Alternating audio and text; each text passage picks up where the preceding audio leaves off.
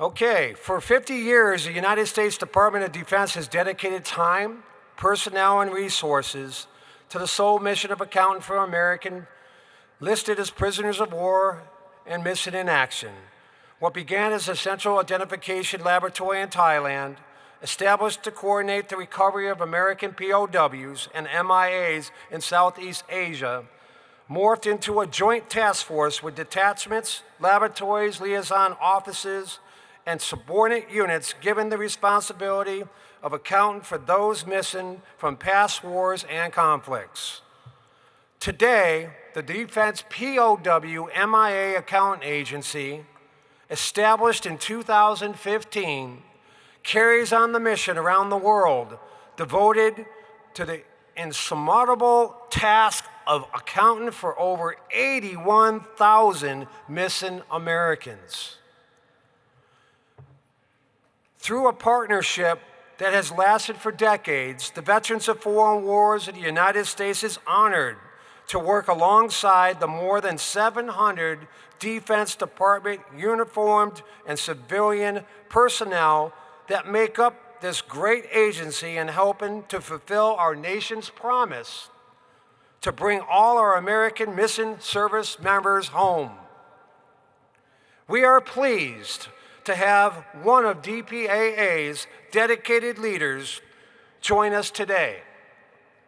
In support of DPAA, Principal Deputy Director Fern Sumpter Winbush is responsible for leading the agency in formulating policy, overseeing business development, and increasing outreach initiatives to achieve the agency's goal, providing families and the nation with the fullest possible accounting of missing personnel from past conflicts.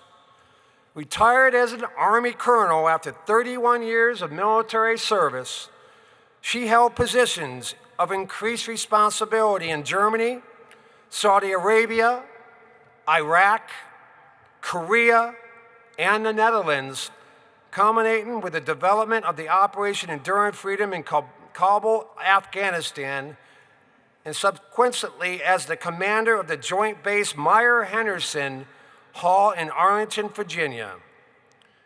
After her retirement in 2015, she was selected to serve in the current role with DPAA. We were honored to have her speak to us at the 2016 National Convention. So please join me in welcoming her back, Principal Deputy Director of Defense POW MIA Accounting Agency and VFW Life member, Ms. Fern Sumpter Winbush.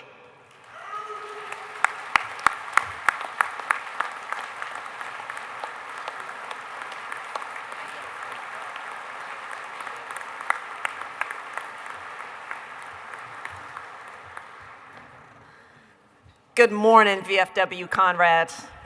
Afternoon, morning. Afternoon? Yeah, something like that. It's morning. I am ecstatic to be here. This podium is awfully tall. I don't know if I'm big enough to ride this ride.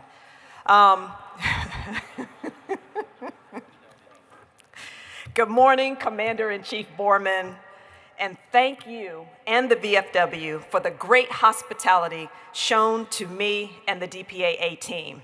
We are excited to be here for the 124th National Convention once again to sponsor a DPAA booth and participate in the National Security and Foreign Affairs POW MIA Subcommittee. A very special thank you to Bob Jackson, past Commander John Stroud, and the committee members for their steadfast commitment to our work of achieving the fullest possible accounting of those who are still unaccounted for, dating back to World War II.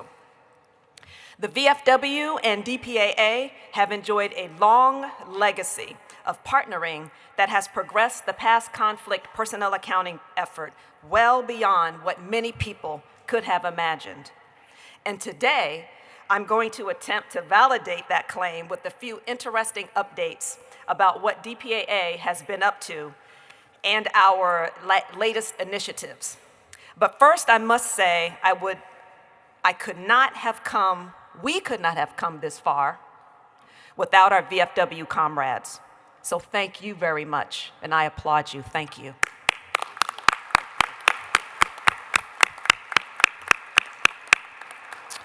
Next slide, please. The 700-plus soldiers, sailor, airmen, Marines, and DoD civilians are working daily to research, investigate, recover, and identify our missing and unaccounted for Americans. As such, we are also the promise keepers to those who are still serving today, that should you go missing, after hostilities cease, we will come for you. Next slide. Our mission is both global and generational, with over 81,000 unaccounted for and about 38,000 we believe to be recoverable. This is a daunting task, and progress is slow. Fortunately, our efforts are widely seen as humanitarian around the world.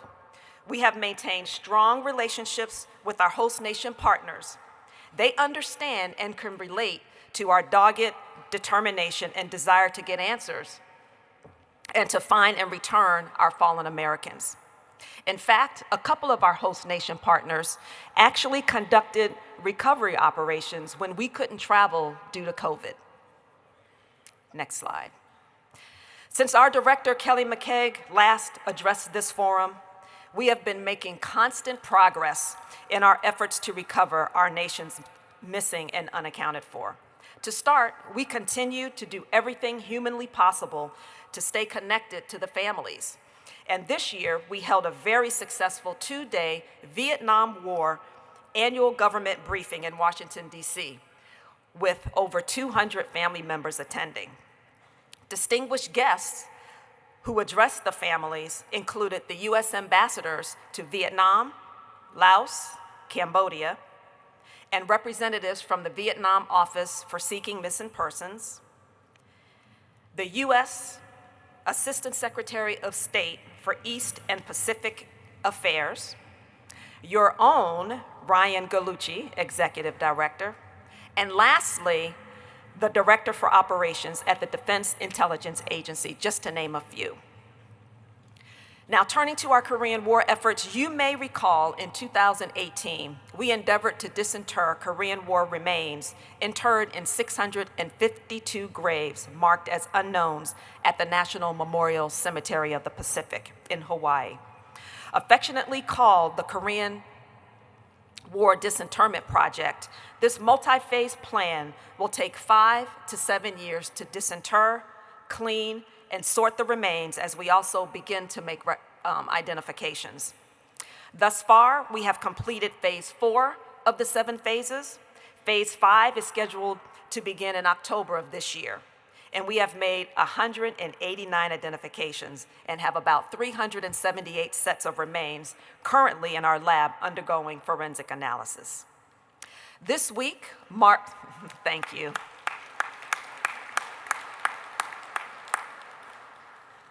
And I'm sure the applause is largely because you recognize, because all of you have served, you recognize that when I say a number, that means a family.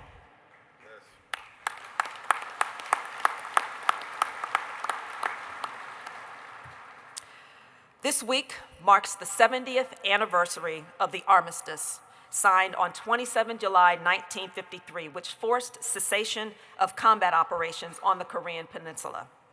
Even as we continue to identify Americans from that war, today in Hawaii, our director, McKeag, will participate in a repatriation ceremony with the Republic of Korea Vice Minister of National Defense and the Indo-PACOM commander to return the remains of 7 individuals that our lab determined to be Korean, returning them to their homeland where they will finally be laid to rest. A single set of remains from the 7 belong to Private Class Che Yim Rock, who will be escorted home by his nephew, Senior Chief Petty Officer Che Hong Jong. I can't even imagine what that senior chief is feeling right now. I don't know too many senior chiefs that cry, but I'm sure he's welling up right now. Amazingly, the 7 sets of remains come from various accounting efforts, including what we call the K208, many of you may have heard about, which are the remains we received from North Korea from 1990 to 1994 in 208 boxes. And then, of course, the K55 remains that were in 55 boxes turned over in 2018. Also, the remains came from disinterments that began in 1999, where we resumed over 570 unknowns, identifying 200 of our Korean War Identification Project sets of remains. And then lastly, this group of 7 came from previous joint recovery operations, which took place in 2002 and 2008 in North Korea.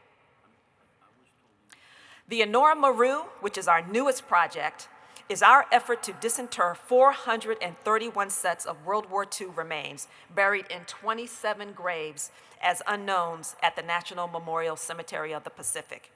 These individuals were all POWs accidentally killed by U.S. forces who did not know the Japanese hell ships, as they became to be called, transiting from the Philippines to labor camps in Japan, had POWs on board.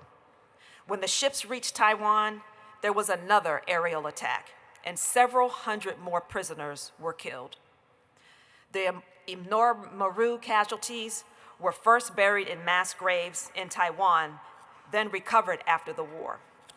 However, the story doesn't end there, because the many family members of these hell ship POWs kept the faith, persevered, and convinced other family members to provide their DNA.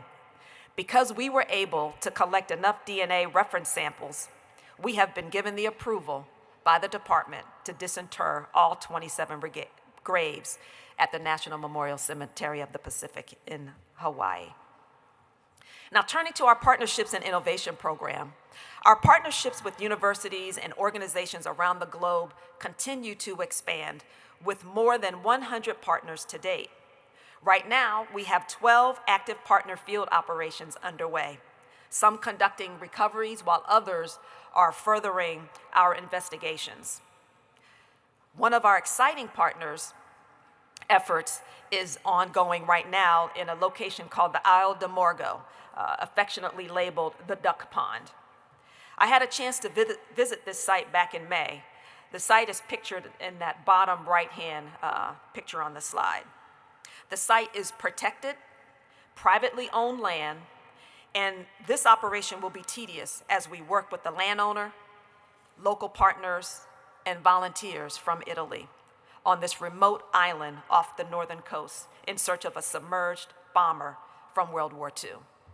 The Duck Pond is one of our most expansive projects, and to witness the local government and community embrace our efforts as if we were searching for one of their own is simply eye-watering.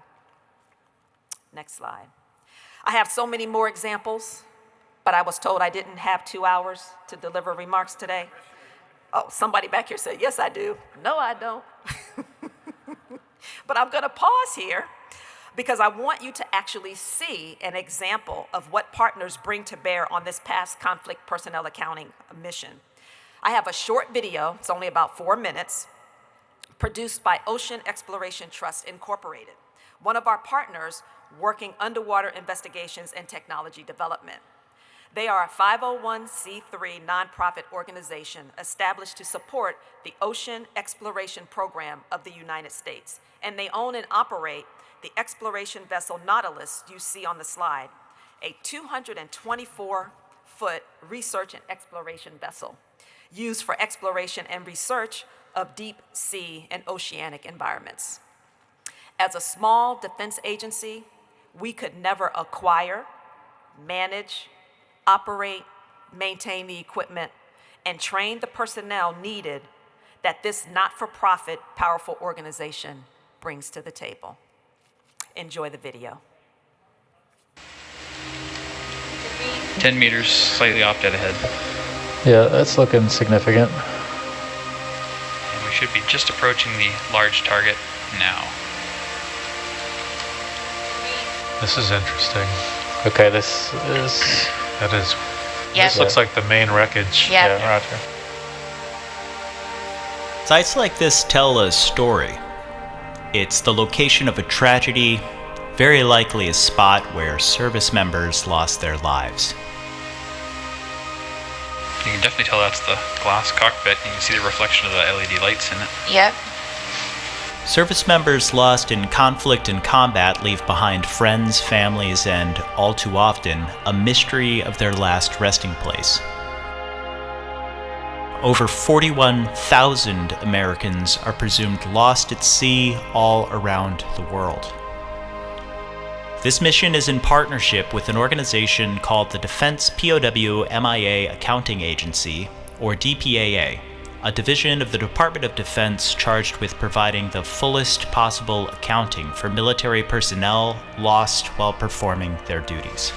Our interest is archaeology, but the main task here is to evaluate this site for the possible loss of 2 people on board. That means we're combining a number of aspects to understand this site. Partnering with organizations like the Ocean Exploration Trust provides the DPAA a unique avenue to explore deepwater areas. EV Nautilus is equipped with advanced technologies to fulfill this mission, including remotely operated vehicles, acoustic mapping sonars, and telepresence capabilities that allow scientists to participate in the mission from anywhere in the world. For this mission, we're working on a site located more than 1,800 feet deep. We're using acoustic sonar and remotely operated vehicles to investigate the site in an effort to correlate information about the wreck and, if possible, provide conclusive evidence of who was lost. There has to be correlative evidence to point that it is that specific site. The data plates could certainly help with that, but that doesn't guarantee that we will make the correlation. Wow. Now can we... Something Aeronautical Corps. It says Wright Aeronautical, Right. W-R-I-G-H-T. A project like this takes hundreds of people, thousands of hours, and a lot of recommendations. We were very lucky that we've had some other really competent teams like OET go out and look at it for us. Archaeological field surveys like this ultimately aim to bring home any possible physical evidence recorded as part of this mission. This is only one step in DPAA's thorough case progression, which involves teams of experts in various fields, including forensic anthropology. Thousands of hours of archive and laboratory research and hundreds of people work on a case that may make a determination possible. Once DPAA makes a positive identification, a message is sent to their respective service member casualty office, who then notifies the family that their loved one is accounted for. It is an honor and a privilege to be part of this journey. Learn more at dpaa.mil, where updates about this site and hundreds more around the world are announced.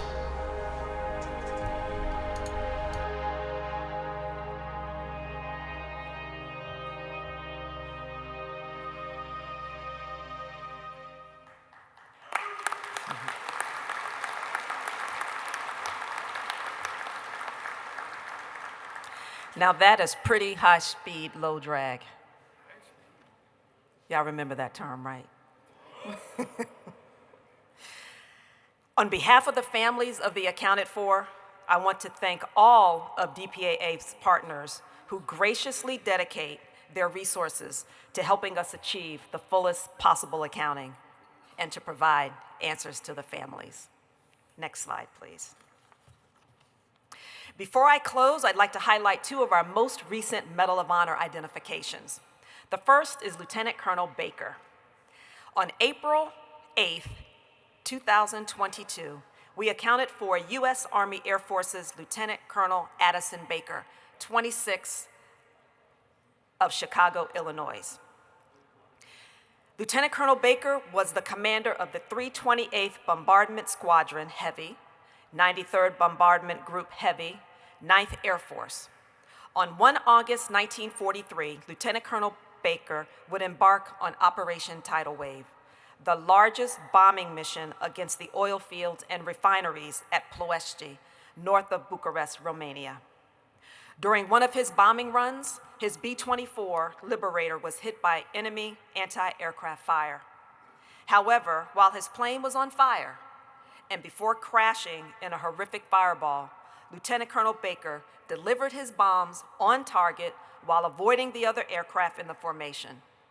For his actions, he received the Medal of Honor.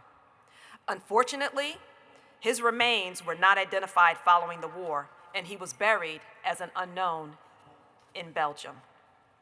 In 2017, we began exhumation of unknowns believed to be associated with unaccounted for airmen from Operation Tidal Wave, and they were sent to our DPAA laboratory at Offutt Air Force Base, Nebraska, for examination and identification. To identify Lieutenant Colonel Baker, our scientists used anthropological analysis as well as circumstantial evidence. Additionally, scientists from the Armed Forces Medical Examiner System used mitochondrial DNA analysis to confirm the identification. Next slide. Turning to the Korean War, on April 6th of 2023, we identified the remains of Army Corporal Luther H. Story of Georgia, assigned to Alpha Company 1st Battalion's 9th Infantry Regiment, 9th Infantry Division, who was posthumously awarded the Medal of Honor. This 19-year-old hero achieved what many could not. And as I continued this story, something struck me. You know, I don't know what you were doing when you were 19, but I was busy flunking out of college, much to my parents' chagrin. But for those parents and grandparents in the audience, give your kids some grace. They too eventually will finish school and could become the principal director of the Defense POW MIA accounting agency. But I digress. Turning back to Corporal Story, 19 years old, I mean, just a kid. I also had the distinct honor and pleasure to meet his niece, Judy Wade, when I attended his funeral at Anderson National Cemetery in Georgia on Memorial Day. It seemed like the whole town turned out, as well as the governor and other state representatives. I stopped counting at 300. So incredible, I'd like to quickly read his citation. PFC Story distinguished himself by conspicuous gallantry and intrepidity above and beyond the call of duty in action. A savage daylight attack by elements of 3 enemy divisions penetrated the thinly held lines of the 9th Infantry. Company A beat off several banzai attacks, but was bypassed and in danger of being cut off and surrounded. PFC Story, a weapons squad leader, was heavily engaged in stopping the early attacks and had just moved his squad to a position overlooking the Naktong River when he observed a large group of enemy crossing the river to attack Company A. Seizing a machine gun from his wounded gunner, he placed deadly fire on the hostile column, killing or wounding an estimated 100 enemy soldiers. Facing certain encirclement, the company commander ordered withdrawal. During the move, PFC Story noticed the approach of the enemy truck loaded with troops and towing an ammunition trailer. Alerting his comrades to take cover, he fearlessly stood in the middle of the road, throwing grenades into the truck. Out of grenades, he crawled to his squad, gathered up additional grenades, and again attacked the vehicle. During the withdrawal, the company was attacked by such superior numbers that it was forced to deploy to a rice field. PFC Story was wounded in this action, but disregarding his wounds, rallied the men about him and repelled the attack. Realizing that his wounds would hamper his comrades, he refused to retire to the next position, but remained to cover the company's withdrawal. When last seen, he was firing every weapon available and fighting off another hostile assault. Private Story's extraordinary heroism, aggressive leadership, and supreme devotion to duty reflect the highest credit upon himself and were in keeping with the esteemed traditions of military service. Corporal Story's remains were identified as part of our Korean War disinterment plan that began in 2018. To identify Corporal Story, scientists used dental, anthropological analysis, as well as DNA to confirm. Next slide. Commander Borman, I want to sincerely thank you and the VFW for all that you do for us, for our mission, and most importantly, for the families who are still awaiting answers. Thank you for resuming your annual visit to Southeast Asia, for prominently flying the POW MIA flag at posts and departments, as well as encouraging VFW members to turn in wartime artifacts. Thank you for your advocacy for the quarterly and annual award gift cards we present to our DPAA award recipients. And lastly, for sponsoring the refreshments for several in-person family member updates. And finally, thank you for inviting me here today, everyone that's represented on this stage and in this room from each of the states. Thank you for inviting me here to share our progress. Next slide. Again, thank you so much.